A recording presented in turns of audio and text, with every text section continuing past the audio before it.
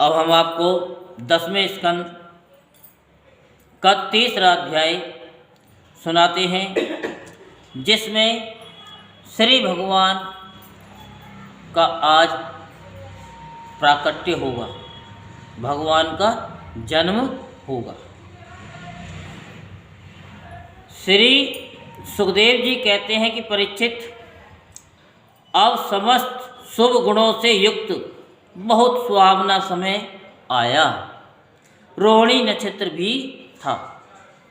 आकाश के सभी नक्षत्र, ग्रह और तारे शांत सौम्य हो रहे थे। जैसे अंतःकरण शुद्ध होने पर उसमें भगवान का आविर्भाव होता है, श्री कृष्ण के अवसर पर भी ठीक उसी प्रकार का समिष्ट की शुद्धि का वर्णन किया गया है। इसमें काल, दिशा, पृथ्वी, जल, अग्नि, वायु, आकाश, मन और आत्मा, इन 9 द्रव्यों का अलग अलग नामोल्लेख करके साधक के लिए एक अत्यंत उपयोगी साधन पद्धति की ओर संकेत किया गया है। काल, भगवान काल से परे है। शास्त्रों और सत्पुरुषों के द्वारा ऐसा निरूपण सुनकर काल मानो क्रुद्ध हो गया था और रुद्र रूप धारण करके सबको निगल रहा था। आज जब उसे मालूम हुआ कि स्वयं परिपूर्णतम भगवान श्री कृष्ण मेरे अंदर अवतीर्ण हो रहे हैं, तब वह आनंद से भर गया और समस्त सद्गुणों को धारण कर तथा सुहावना बनकर प्रकट हो गया। कौन? काल। अब दिशा। प्राचीन शास्त्रों में दिशाओं को देवी माना गया है। उनके एक एक स्वामी भी होते हैं, जैसे प्राची के इंद्र, प्रतीचि के वरुण आदि। कंस के राज्य काल में ये देवता पराधीन कैदी हो गए थे। अब भगवान श्री कृष्ण के अवतार से देवताओं की गणना के अनुसार 11-12 दिनों में ही उन्हें छुटकारा मिल जाएगा। इसलिए अपने पतियों के संगम सौभाग्य का अनुसंधान करके देवियाँ प्रसन्न हो गईं। जो देव एवं दिशा के परिच्छेद से रहित हैं, वे ही प्रभु भारत देश के ब्रज प्रदेश में आ रहे हैं। ये अपूर्व आनंदोत्सव भी दिशाओं की प्रसन्नता का हेतु है। संस्कृति साहित्य में दिशाओं का एक नाम आशा भी है। दिशाओं की प्रसन्नता का ये अर्थ ये भी है कि अब सत्पुरुषों की आशा अभिलाषा पूर्ण होगी। विराट पुरुष के अवयव संसाधन का वर्णन करते समय दिशाओं को उनका कान बताया गया है। श्री कृष्ण के अवतार के अवसर पर दिशाएं मानो ये सोचकर प्रसन्न हो गईं कि प्रभु असुर असाधुओं के उपद्रव से दुखी प्राणियों की प्रार्थना सुनने के लिए सतत सावधान हैं। अब पृथ्वी। पुराणों में भगवान की 2 पत्नियों का उल्लेख मिलता है, एक श्री देवी और दूसरी भूदेवी। ये दोनों चल संपत्ति और अचल संपत्ति की स्वामिनी हैं। इसके पति हैं भगवान जीव नहीं। जिस समय श्री देवी के निवास स्थान वैकुंठ से उतरकर भगवान भूदेवी के निवास स्थान पृथ्वी पर आने लगे, तब जैसे परदेश से पति के आगमन का समाचार सुनकर पत्नी सज धज कर अगवानी करने के लिए निकलती है, वैसे ही पृथ्वी का मंगलमयी होना, मंगल चिन्हों को धारण करना स्वाभाविक ही है। भगवान के श्री चरण मेरे वक्त स्थल पर पड़ेंगे। अपने सौभाग्य का ऐसा अनुसंधान करके पृथ्वी आनंदित हो गई। वामन ब्रह्मचारी थे। परशुराम जी ने ब्राह्मणों को दान दे दिया। श्री रामचंद्र जी ने मेरी पुत्री जानकी जी से विवाह कर लिया। इसलिए उन अवतारों में मैं भगवान से जो सुख नहीं प्राप्त कर सका या सकी, वही श्री कृष्ण से प्राप्त करूँगी। ये सोचकर पृथ्वी मंगलमयी हो गई। अपने पुत्र मंगल को गोद में लेकर पतिदेव का स्वागत करने लगी। जल, नदियाँ। नदियों ने विचार किया कि रामावतार सेतु बंधन के बहाने हमारे पिता पर्वतों को हमारी ससुराल समुद्र में पहुंचाकर इन्होंने हमें मायके का सुख दिया था।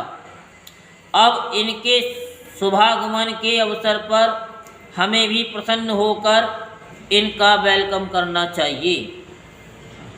नदियाँ सब गंगा जी से कहती थीं, तुमने हमारे पिता पर्वत देखे हैं, अपने पिता भगवान विष्णु के दर्शन कराओ। गंगा जी ने सुनी अनसुनी कर दी। अब वे इसलिए प्रसन्न हो गईं कि हम स्वयं देख लेंगे। यद्यपि भगवान समुद्र में नित्य निवास करते हैं, फिर भी ससुराल होने के कारण वे उन्हें वहाँ देख नहीं पाती।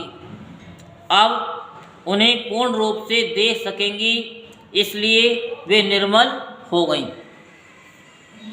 निर्मल हृदय को भगवान मिलते हैं, इसीलिए वे निर्मल हो गई। नदियों को भी सौभाग्य किसी भी अवतार में नहीं मिला, वह कृष्ण अवतार में मिला। श्री कृष्ण की चतुर्थ पटरानी हैं। श्री कालिंदी जी अवतार लेते ही यमुना जी के तट पर जाना, ग्वाल वाल एवं गोपियों के साथ जल क्रीड़ा करना, उन्हें अपनी पटरानी बनाना, इन सब बातों को सोचकर नदियाँ आनंद से भर गईं। हिरद, काले दमन करके काले दह का शोधन, ग्वाल बालों और अक्रूर को ब्रह्म हिरद में ही अपने स्वरूप के दर्शन आदि स्वसंबंधी लीलाओं का अनुसंधान करके हृदयों ने कमल के बहाने अपने प्रफुल्लित हृदय को ही श्री कृष्ण के प्रति अर्पित कर दिया। उन्होंने कहा कि प्रभु, भले ही हमें लोग जड़ समझा करें, आप हमें कभी स्वीकार करेंगे। इस भावी सौभाग्य के अनुसंधान से हम सहृदय हो रहे हैं। अग्नि, इस अवतार में श्री कृष्ण ने व्योमासुर तृणाव्रत काली के दमन से आकाश, वायु और जल की शुद्धि की। मृद भक्षण से पृथ्वी की और अग्निपान से अग्नि की। भगवान श्री कृष्ण ने 2 बार अग्नि को अपने मुंह में धारण किया। इस भावी सुख का अनुसंधान करके ही अग्निदेव शांत होकर प्रज्वलित होने लगी। देवताओं के लिए यज्ञ भाग आदि बंद हो जाने के कारण अग्निदेव भी भूखे ही थे। अब श्री कृष्ण अवतार से अपने भोजन मिलने की आशा से अग्निदेव प्रसन्न होकर प्रज्वलित हो उठे। वायु, उदार शिरोमणि भगवान श्री कृष्ण के जन्म के अवसर पर वायु ने सुख लुटाना प्रारंभ किया, क्योंकि समानशील से ही मैत्री होती है। जैसे स्वामी के सामने सेवक प्रजा अपने गुण प्रकट करके उसे प्रसन्न करती है, वैसे ही वायु भगवान के सामने अपने गुण प्रकट करने लगी। आनंद कंद श्री कृष्णचंद्र के मुखारविंद पर जब श्रमित जनित स्वदज बिंदु आ जाएंगे, तब में ही शीतल मंद सुगंध गति से उसे सुखाऊंगा। ये सोचकर पहले ही वायु सेवा का अभ्यास करने लगा।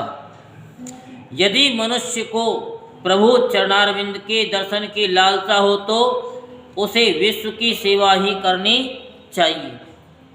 मानो ये उपदेश करता हुआ वायु सबकी सेवा करने लगा। रामावतार में मेरे पुत्र हनुमान ने भगवान की सेवा की, इससे मैं कृतार्थ ही हूँ, परंतु इस अवतार में मुझे स्वयं ही सेवा कर लेनी चाहिए। इस विचार से वायु लोगों को सुख पहुँचाने लगा। संपूर्ण विश्व के प्राण वायु ने संपूर्ण विश्व की ओर से भगवान के स्वागत समारोह में प्रतिनिधित्व किया। आकाश की एकता, आधारता, विशालता और समता की उपमा तो सदा से ही भगवान के साथ दी जाती रही, परंतु अब उसकी झूठी नीलिमा भी भगवान के अंग से उपमा देने से चरितार्थ हो जाएगी। इसलिए आकाश ने मानव आनंद उत्सव मनाने के लिए नीले चंदोवे में हीरो के समान तारों की झालरें लटका ली। स्वामी के शुभागमन के अवसर पर जैसे सेवक स्वच्छ वेशभूषा धारण करते हैं और शांत हो जाते हैं, इसी प्रकार आकाश के सब नक्षत्र, ग्रह, तारे शांत एवं निर्मल हो गए।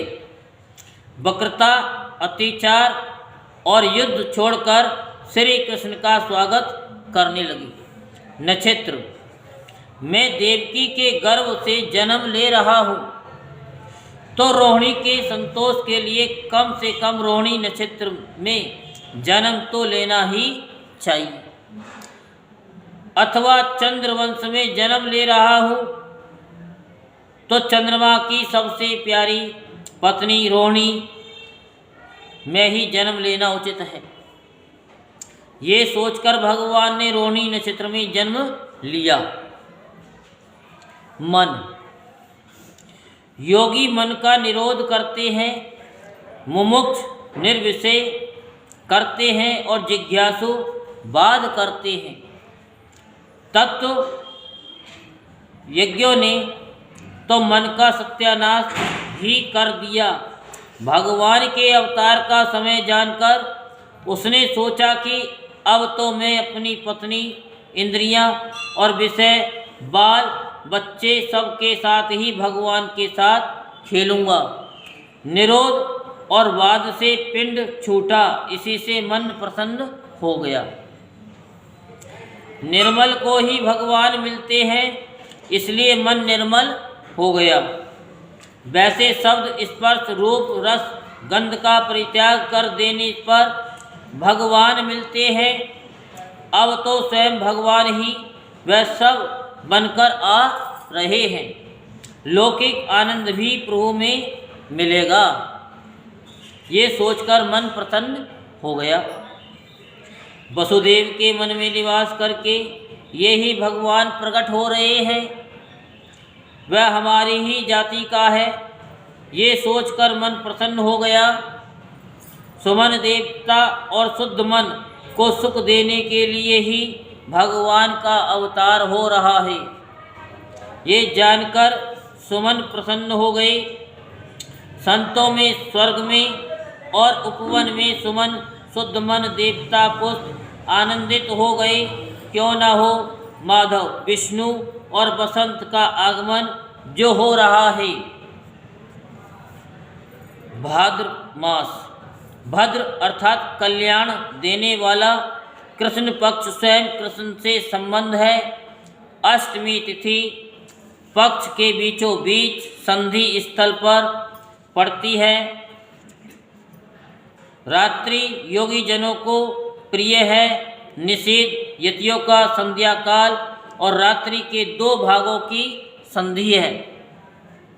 उस समय श्री कृष्ण के आविर्भाव का अर्थ है अज्ञान के घोर अंधकार में दिव्य प्रकाश।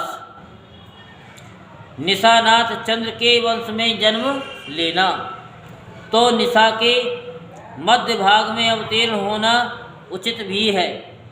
अष्टमी के चंद्रोदय का समय भी वही है। यदि वसुदेव जी मेरा जात कर्म नहीं कर सकते तो हमारे वंश के आदि पुरुष चंद्रमा समुद्र स्नान करके अपने कर किरणों से अमृत का वितरण करें। गुणाश्रय और धातुधायुद्धम ऋषि मुनि और देवता जब अपने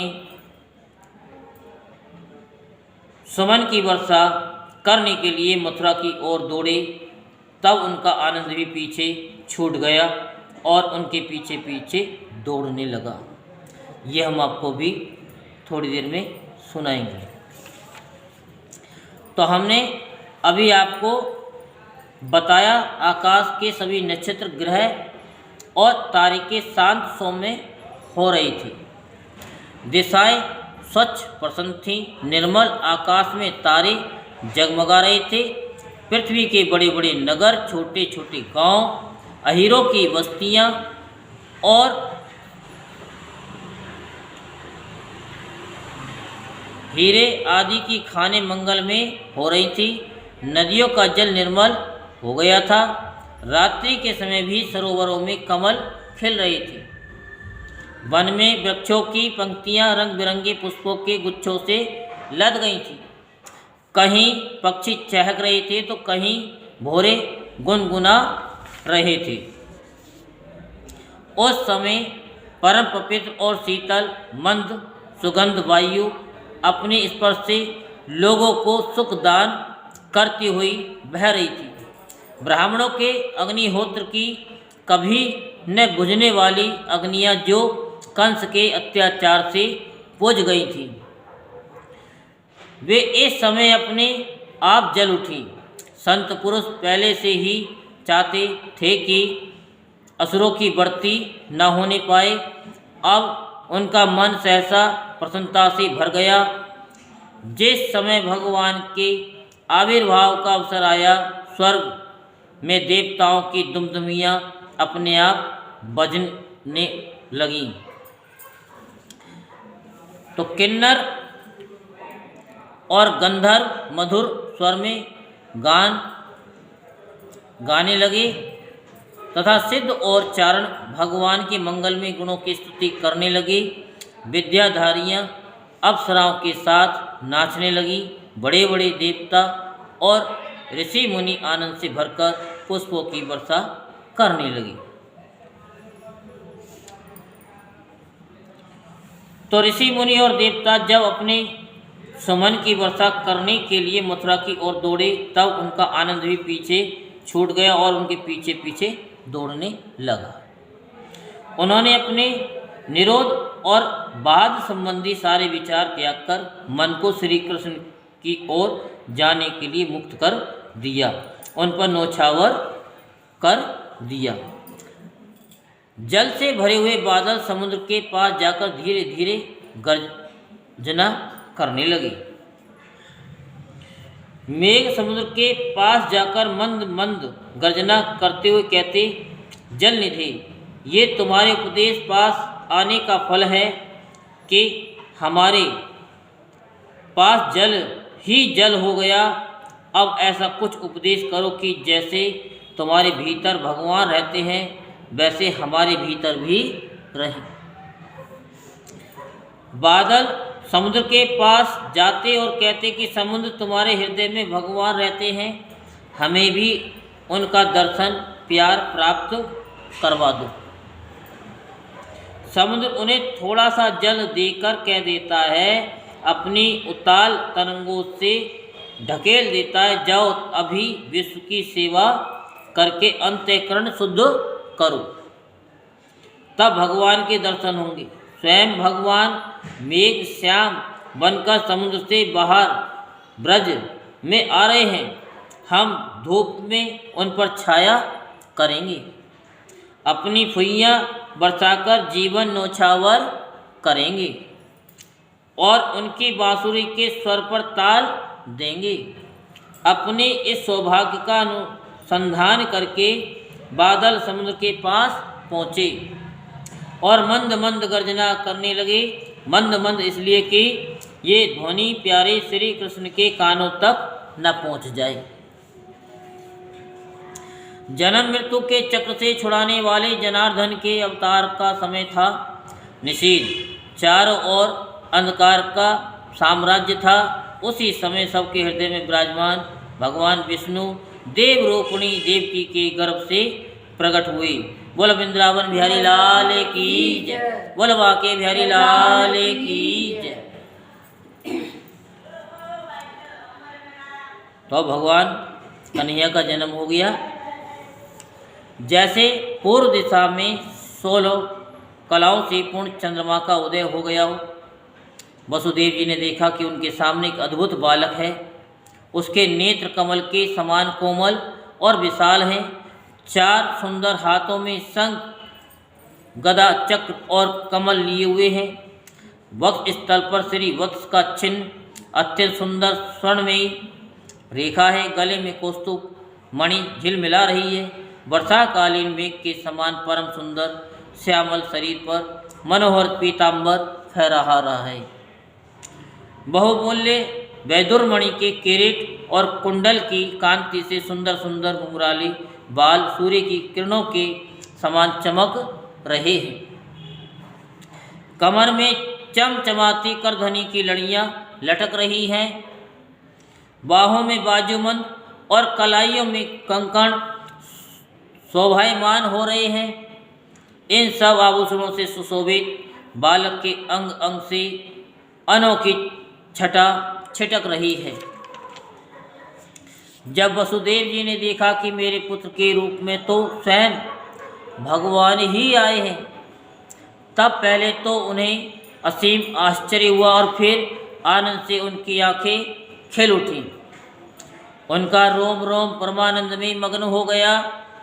श्री कृष्ण का जन्मोत्सव मनाने की उतावली में उन्होंने उसी समय ब्राह्मणों के लिए 10,000 गायों का संकल्प कर दिया। परीक्षित भगवान श्री कृष्ण ने अपनी अंग कांति से सूतिकाग्रह के जगमग कर रहे थे।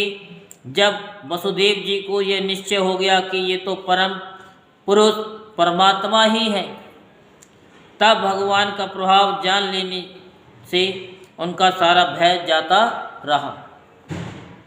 अपनी बुद्धि स्थिर करके उन्होंने भगवान के चरणों में अपना सिर झुका दिया और फिर हाथ जोड़कर वे उनकी स्तुति करने लगे।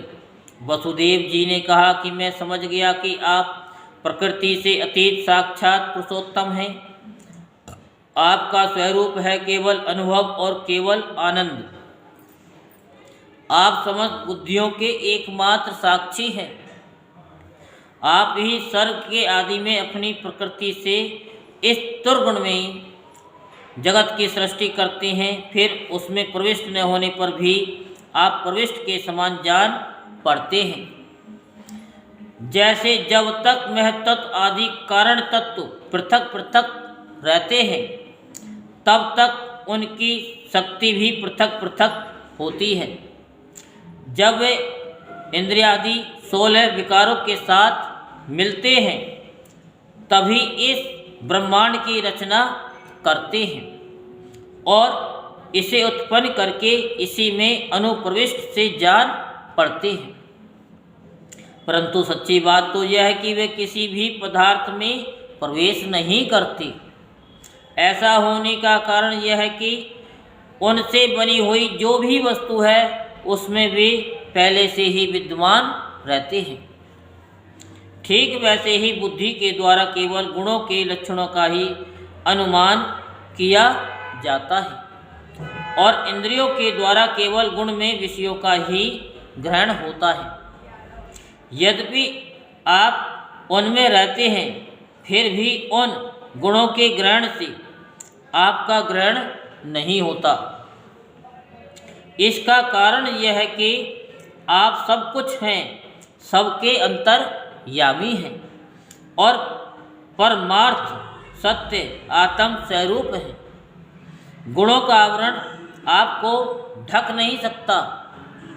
इसलिए आप में न बाहर है न भीतर, फिर आप किस में प्रवेश करेंगे?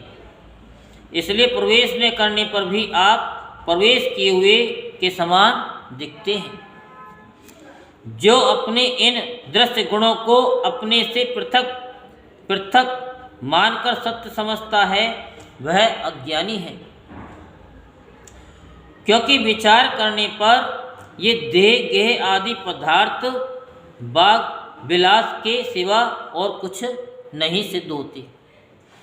विचार के द्वारा जिस वस्तु का असली तत्व सिद्ध नहीं होता, बल्कि जो बाधित हो जाती है, उसको सत्य मानने वाला पुरुष बुद्धिमान कैसे हो सकता है? प्रभु कहते हैं कि आप स्वयं समस्त क्रियाओं, गुणों और विकारों से रहित हैं, फिर भी इस जगत की सृष्टि स्थिति और प्रलय आपसे ही होते हैं। ये बात परम ऐश्वर्यशाली परम ब्रह्म परमात्मा आपके लिए असंगत नहीं है, क्योंकि तीनों गुणों के आश्रय आप ही हैं। इसीलिए उन गुणों के कार्य आदि का आप में ही आरोप किया जाता है।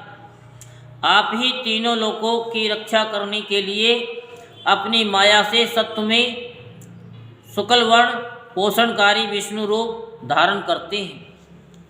उत्पत्ति के लिए रज प्रधान रक्त वर्ण सृजनकारी ब्रह्मा रूप और प्रलय के समय तमोगुण प्रधान कृष्ण वर्ण संहारकारी रुद्र रूप स्वीकार करते हैं।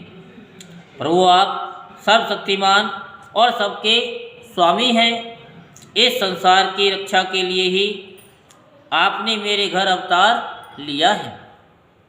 आजकल कोटि कोटि असुर सेनापतियों ने राजा का नाम धारण कर रखा है और अपने अधीन बड़ी बड़ी सेनाएं कर रखी हैं। आप उन सब का संहार करेंगे। देवताओं के भी आराध्य देव प्रभु, ये कंस बड़ा दुष्ट है। इसे जब मालूम हुआ कि आपका अवतार हमारे घर होने वाला है, तब उसने आपके भय से आपके बड़े भाइयों को मार डाला। अभी उसके दूत आपके अवतार का समाचार उसे सुनाएंगे और वह अभी अभी हाथ में शस्त्र लेकर दौड़ा आएगा। तो श्री सुखदेव जी कहते हैं, परीक्षित, इधर देवकी ने देखा कि मेरे पुत्र में तो पुरुषोत्तम भगवान के सभी लक्षण मौजूद हैं। पहले तो उन्हें कंस से कुछ भय मालूम हुआ, परंतु फिर वे बड़े पवित्र भाव से मुस्कुराती हुई स्तुति करने लगी। माता देवकी ने कहा कि प्रभु, वेदों ने आपके जिस रूप को अव्यक्त और सबका कारण बतलाया है, जो ब्रह्म ज्योति स्वरूप समस्त गुणों से रहित और विकारहीन है, जिसे विशेषण रहित और अनवरचनीय, निष्क्रिय एवं केवल विशुद्ध सत्ता के रूप में कहा गया है, वही बुद्धि आदि के प्रकाशक विष्णु आप स्वयं हैं। जिस समय ब्रह्मा की पूरी आयु 2 प्रार्ध समाप्त हो जाते हैं, काल शक्ति के प्रभाव से सारे लोक नष्ट हो जाते हैं। पंच महाभूत अहंकार में, अहंकार महतत्व में और महतत्व प्रकृति में लीन हो जाता है। उस समय एकमात्र आप ही शेष रह जाते हैं। इसी से आपका एक नाम शेष भी है। प्रकृति के एकमात्र सहायक प्रभु निमित्त से लेकर वर्ष पर्यटन अनेकों विभागों में विभक्त हो जो काल है, जिसकी चेष्टा से ये संपूर्ण विश्व सचेष्ट हो रहा है और जिसकी कोई सीमा नहीं है। वह आपकी लीला मात्र है। आप सर्वशक्तिमान और परम कल्याण के आश्रय हैं। मैं आपकी शरण लेती हूँ। प्रभु, ये जीव मृत्युग्रस्त हो रहा है। ये मृत्यु रूप कराल व्याल से भयभीत होकर संपूर्ण लोकांतरों में भटकता रहा है, परंतु इसे कभी कहीं भी ऐसा स्थान न मिल सका जहाँ ये निर्भय होकर रहे। आज बड़े भाग्य से इसे आपके चरणारविंदों की शरण मिल गई। अतः अब ये स्वस्थ होकर सुख की नींद सो रहा है। औरों की तो बात ही क्या, स्वयं मृत्यु भी इससे भयभीत होकर भाग गई है। प्रभु, आप हैं भक्त भयहारी और हम लोग इस दुष्ट कंस से बहुत ही भयभीत हैं। अतः आप हमारी रक्षा कीजिए। आपका ये चतुर्भुज दिव्य रूप ध्यानों की वस्तु है। किसकी? ध्यान की वस्तु है। इसे केवल मांस मज्जा में शरीर पर ही दृष्टि रखने वाले देह अभिमानी पुरुषों के सामने प्रकट मत कीजिए। मधुसूदन, इस पापी कंस को ये बात मालूम न हो कि आपका जन्म मेरे गर्भ से हुआ है। मेरा धैर्य टूट रहा है। आपके लिए मैं कंस से बहुत डर रही हूँ। विश्वात्मनि, आपका यह रूप अलौकिक है। आप शंख चक्र गदा और कमल की शोभा से युक्त अपना ये चतुर रूप छिपा लीजिए।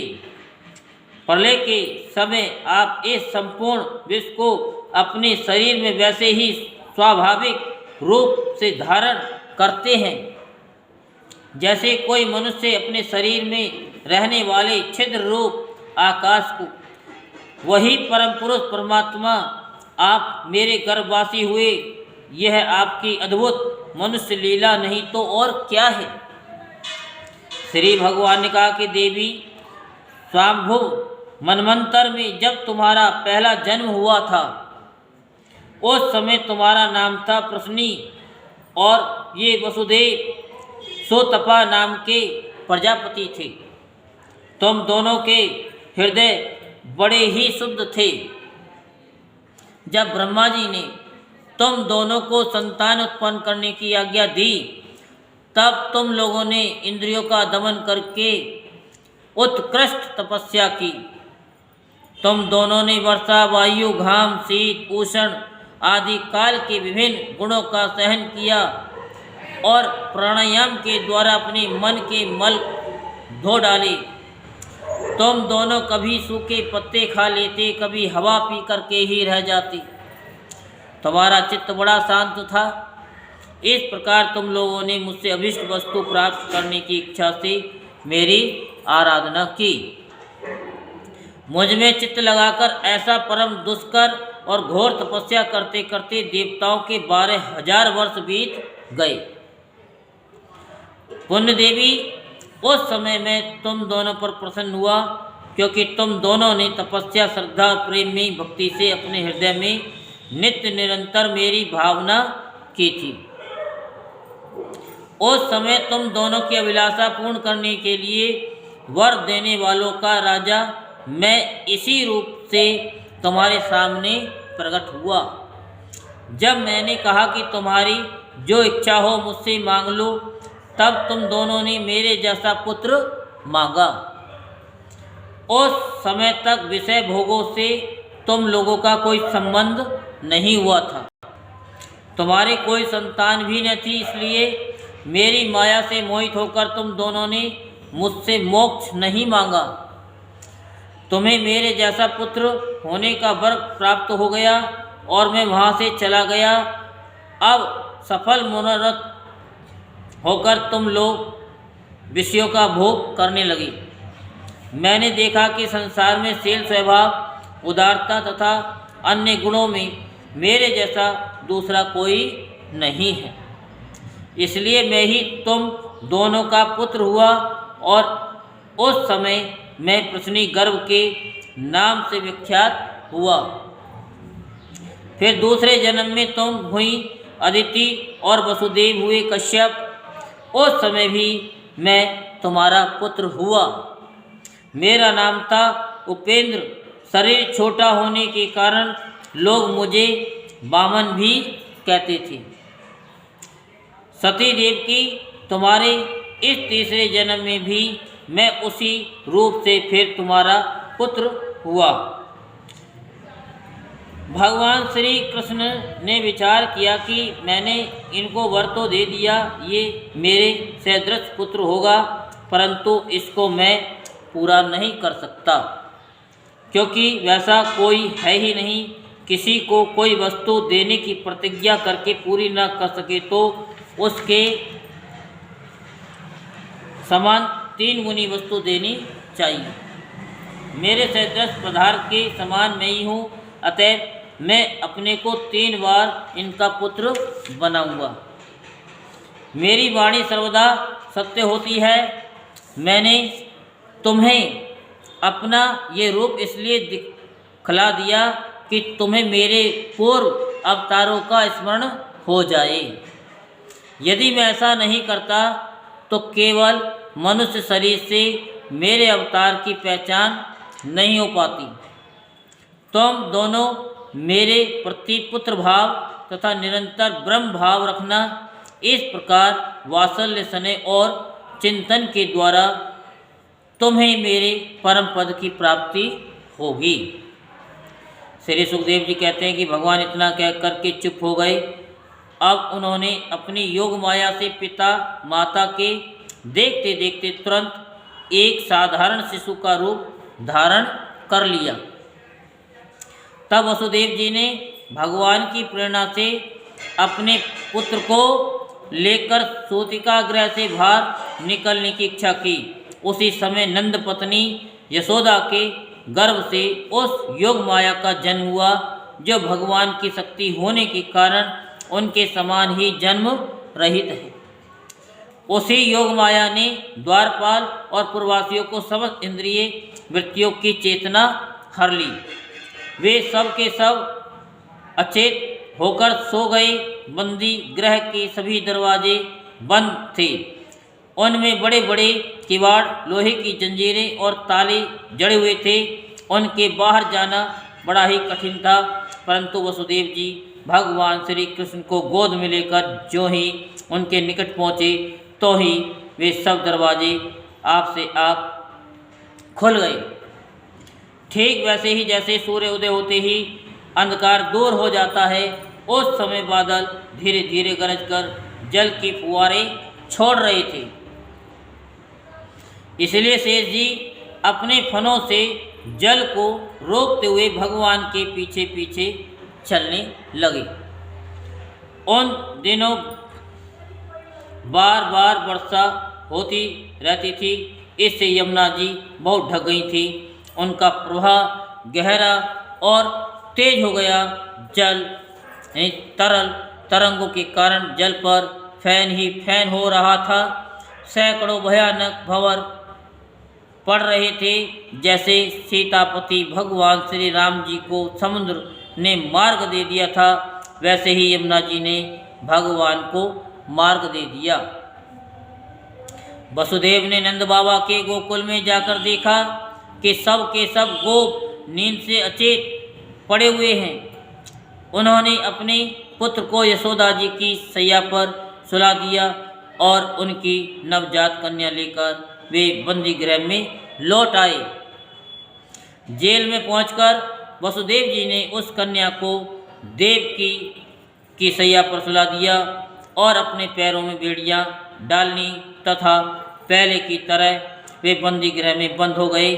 उधर नंद पत्नी यशोदा जी को इतना तो मालूम हुआ कि कोई संतान हुई है, परंतु वे ये न जान सकी कि पुत्र है या पुत्री, क्योंकि एक तो उन्हें बड़ा परिश्रम हुआ था और दूसरे योग माया ने उन्हें अचेत कर दिया था। यही श्रीमद् भागवत महापुराण के 10वें स्कंद का 3रा अध्याय संपूर्ण होता। बोल वृंदावन बिहारी लाल की जय, बोल बांके बिहारी लाल की जय। जय श्री राधे श्याम, जय जय श्री राधे श्याम, जय जय श्री राधे श्याम।